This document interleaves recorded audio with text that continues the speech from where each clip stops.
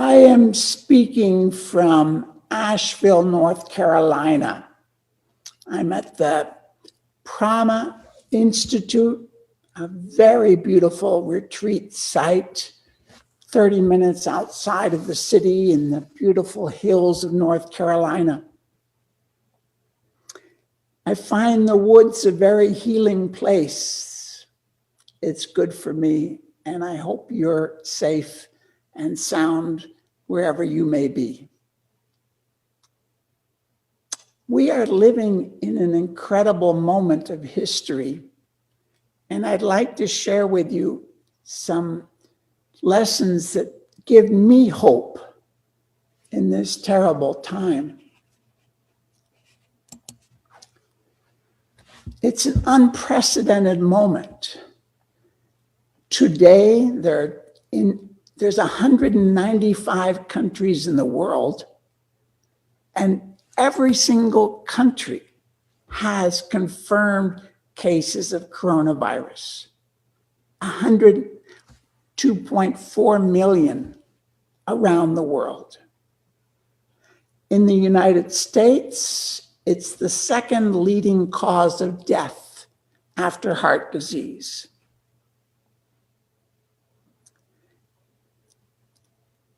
How much our world is changing is astonishing.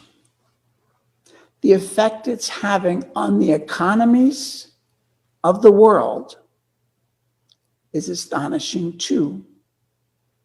At the moment, the United States has a jobless rate, 20% of the workforce. To put it in comparison, the Great Depression of 1930 had 25%.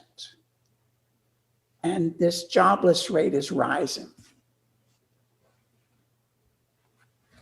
1/3 of the human race is under some sort of lockdown or shelter in place at the moment. The world has never seen anything like this.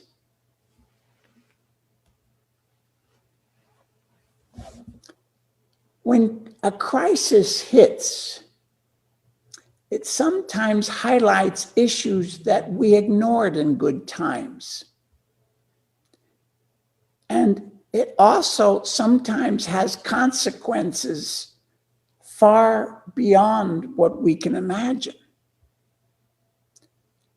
During the Great Depression of 1930, for example, because the stock market crashed in New York, that triggered the rise of fascism in Europe. The two had unexpected consequences. Here's an example. Normally, air pollution kills 4.2 million people each year. In the United States, that's 50,000. In India, 500,000 people die every year. In China, it's over 1 million. So 4.2 million in the world are dying from pollution. Because of the lockdown, because of the stoppage of industries and the drastic reduction of transportation, we are now inadvertently conducting the largest scale experiment ever seen in history. Blue skies, even over China and India. And people are surviving because of this, who would have died. The pandemic should be seen as a fire drill because we're learning how to work together, how to solve an incredibly large problem. And everything about climate change says that we're going to be seeing a lot more emergencies. And the way we respond and the way we can learn from this can help us in the future. Modern civilization is an incredible network of different supply chains, transportation, bringing products to us from every part of the world constantly. Energy, electricity, and gasoline that we depend on every day. Economy and trade, allowing the free buying and selling of products from around the world.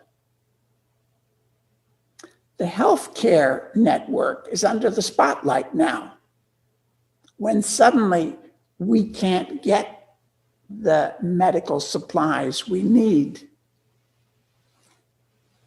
Food is also precarious. FEMA, the Federal Emergency Management Team in America and the United States government, they calculate that if the transportation breaks down for any reason, every state in the United States, every one of the 50 states, only has enough food to last their people for 3 days. We're not very self-reliant. And what this pandemic, COVID-19, is teaching us is that the disruption of any one of these different networks is dangerous. I can also point out, of course, that the global supply transportation is causing global warming. Here's another issue that is always there, but is suddenly becoming highlighted because of the crisis. Hunger kills 9 million people each year, and 3 million of them are children. Children. At the same time, the world produces enough food to feed 10 billion people. So why is there hunger? It's just not been our priority.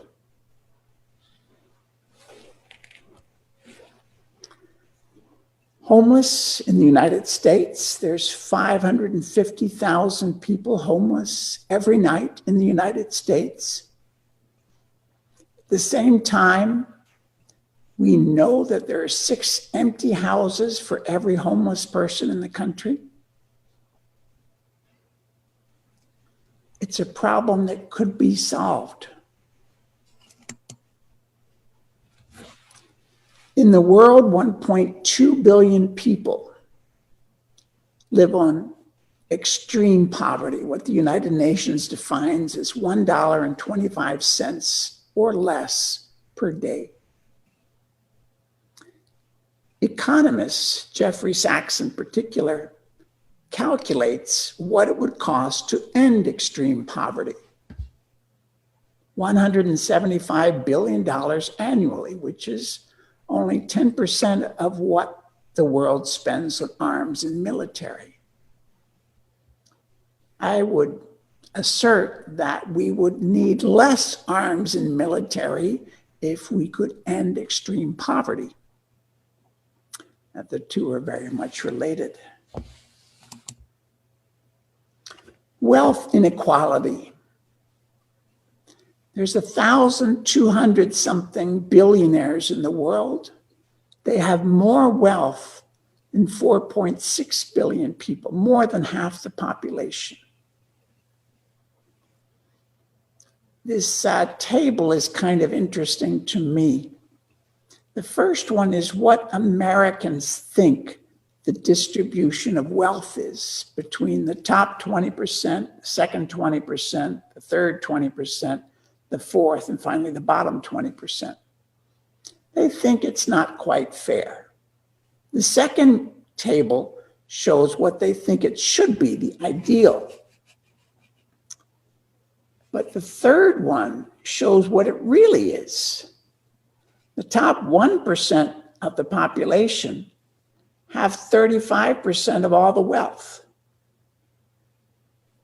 And the next 9% of the population, together they have 85% of the wealth. The second highest, they call it the fourth highest, is 20%. That's the middle there. The bottom two, if you can't see, it's not because your eyes are bad, it's because they almost don't exist. They're not getting any wealth.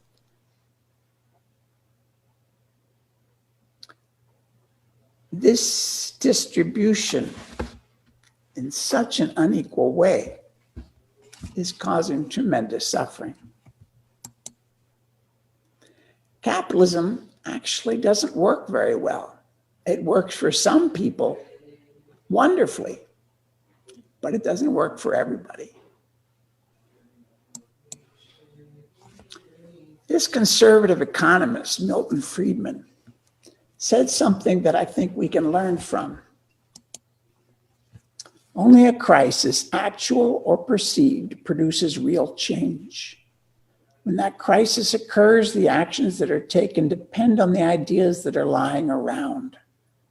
That, I believe, is our basic function: to develop alternatives to existing policies, to keep them alive and available until the politically impossible becomes the politically inevitable.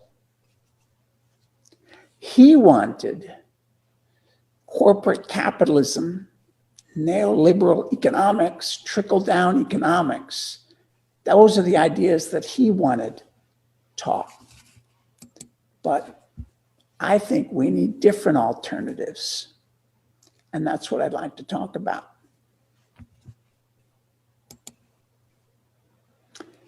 I think we need a decentralized economy that's self-sufficient in at least the basic needs: food, clothing, medical care, education.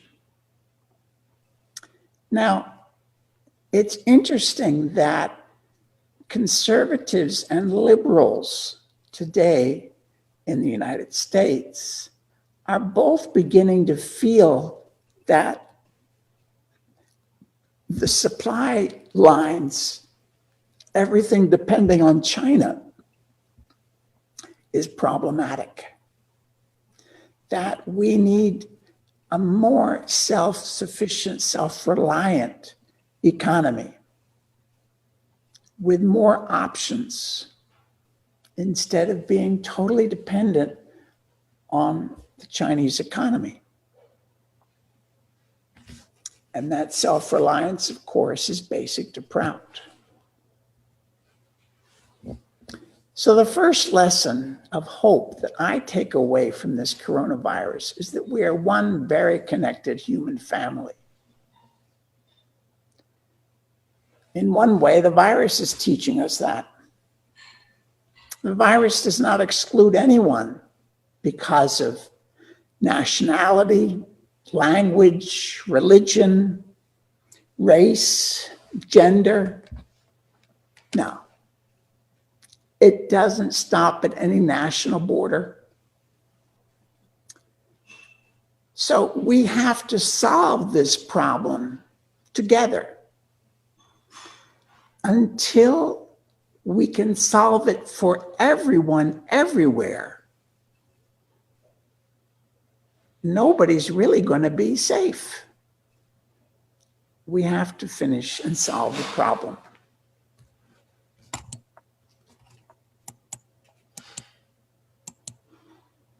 The second lesson is that we're all in this together. Together we can solve this problem. Together nothing's impossible.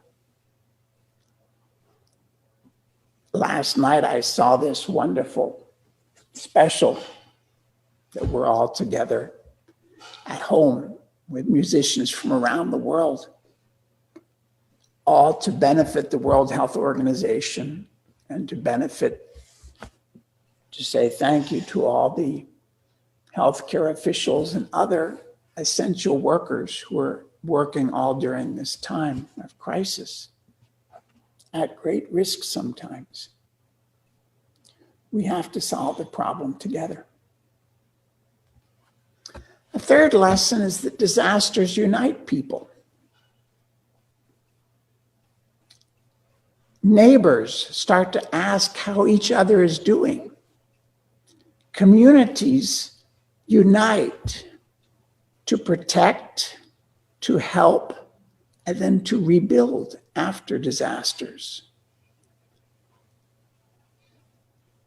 This is a silver lining, as the others are too, that we can use this to make a better world.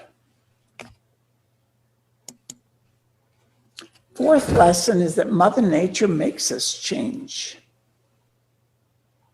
When even our children, like Greta Thunberg, tried to ask countries to declare an emergency due to climate change,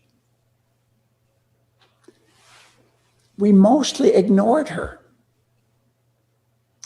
When the coronavirus hit, suddenly every country of the world has declared a national emergency. And every country is taking drastic, radical steps to try to save lives. We can use this to stop climate change as well.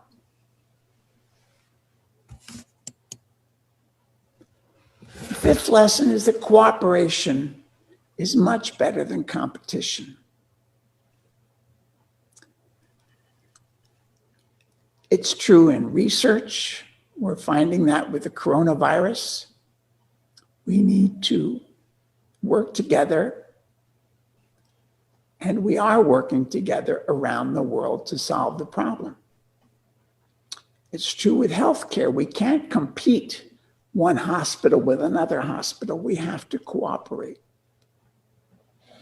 Cooperation is also essential because of trade, education, politics, actually in every sphere of life.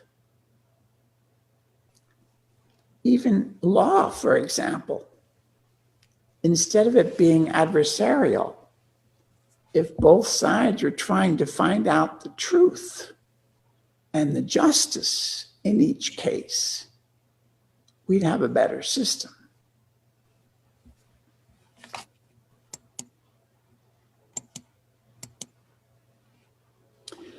Progressive utilization theory, of course, is the socioeconomic model based on economic self-reliance of every region, cooperatives, environmental balance, and universal spiritual values. It's what we think would work better than global capitalism. The first principle of Prout is the right to live, to guarantee the 5 minimum necessities of life to all: food, clothing, housing, education, and medical care. It has to be guaranteed to everybody, the right to live. And the coronavirus is showing how necessary that is. Job guarantee is a basic principle of both Prout, and it's a provision of the Green New Deal. The job guarantee says that the government is the employer of last resort. If you can't find a job anywhere else, the government will hire you, paying you a living wage. In the United States, that means $15 an hour. It's enough to get by on. To employ everybody who's currently unemployed would cost about 4% of the United States gross domestic product, $700 billion.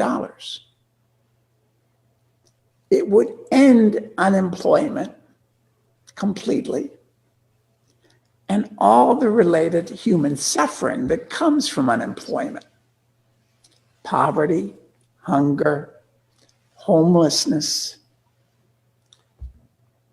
drug abuse, a lot of these are caused by unemployment. The job guarantee is not a welfare handout. It's also not universal basic income. That's what both parties are now sending out, checks, $1,200 to every American. Every American hasn't received one yet, but it's supposed to be coming. Better than that, according to Pratt, would be the job guarantee, because both of those can start a dependency complex in people. So this is a provision of the Green New Deal in which you're transitioning from the current economy to a green economy that creates jobs and is better for the environment.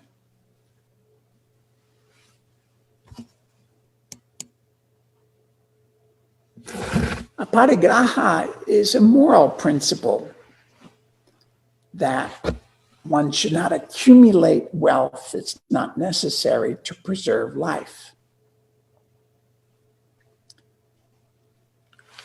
This is crucial because if everyone follows the North American lifestyle, we would need 5 planet Earths, because 5% of the population in the United States is using 30% of the resources and producing 30% of the garbage. It's not at all sustainable. And the trouble is that people in every part of the world are dreaming of the North American lifestyle. Which brings us to food. A plant-based diet is environmentally friendly. Animal industry, and even the dairy industry, is not. It's just not sustainable. Yes, you can get free-range chicken eggs, for example. You can buy grass-fed meat, but everybody can't do that because there's not enough free-range and pasture land to feed everybody. So you get a lot of exploitation of animals and destruction of the environment.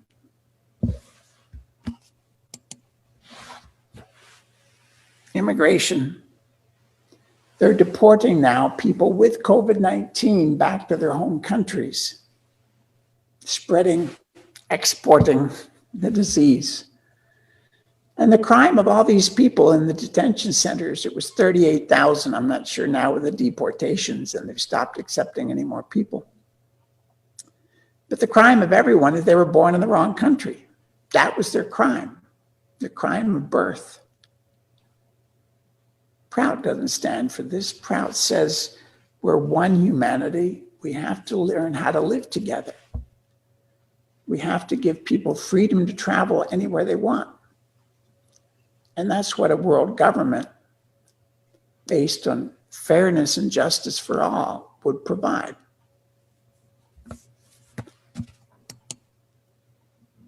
So these are the 2 books I've written recently: After Capitalism, Economic Democracy in Action, and Cooperative Games for a Cooperative World. And this is the latest book that I co-wrote with Mira Price, Tools to Change the World, study guide based on the progressive utilization theory. You can download it for free at prout.info. And starting in 8 or 9 days, on Tuesday evenings, this is Eastern Daylight Time, from 7:30 to 9:30, we're going to start a Zoom study circle. If you're interested in joining that, you need to contact me. I have heard rumors that other study circles are going to start too, both in English, Spanish, and I know in Portuguese, both in Portugal and in Brazil, they're running it. The book has been translated into both Portuguese and Spanish, but you need to, Tapan Malik is organizing this, but he asked for people who want to register to please write to me and contact me, and I will get you registered if you're interested. Finally, I would just conclude by saying that the earth needs all of us together. Together, nothing's impossible. Together, we can change the world. That each one of us has a potential, physical, mental, and spiritual, much more than we can possibly imagine. And what we have to do is learn how to live at peace with one another. And the terrible, terrible tragedy of this pandemic is also an opportunity, a wake-up call for us to learn how to cooperate and live together in peace. Thank you.